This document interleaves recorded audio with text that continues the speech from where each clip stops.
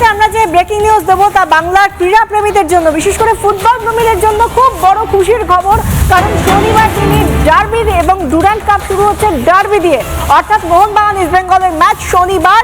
Durand cup 135তম Durand কাপের আনুষ্ঠানিক ঘোষণা, 135তম ডুরান্ড কাপের আনুষ্ঠানিক ঘোষণা, যেখানে 25শে জুলাই থেকে 23শে আগস্ট পর্যন্ত চলবে ডুরান্ড কাপ।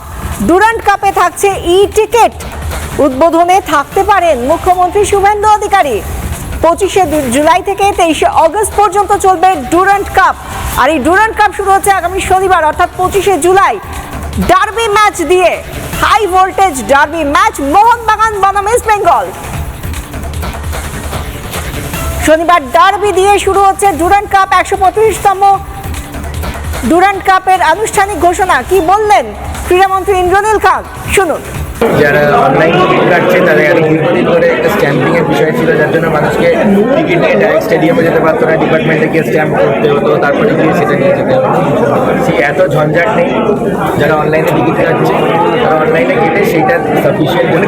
আপনারা প্রত্যেকে খেলার মাঠে আসুন, গ্যালারিতে বসুন, স্টেডিয়ামে একদম প্যাক গ্যালারি, একটা প্যাক স্টেডিয়াম। আমাদের ফুটবলারদেরকে গিফট করুন। আমাদের ফুটবলাররা তার মাধ্যমে কিন্তু সব থেকে বেশি এনকারেজমেন্ট পায় যখন আপনারা সকলে মাঠে আছে। সেটা পুরো ট্রান্সপারেন্সির সংখ্যাও আর্মি থেকে বলে দিয়েছে, বাকিটা আর্মি দেখছে।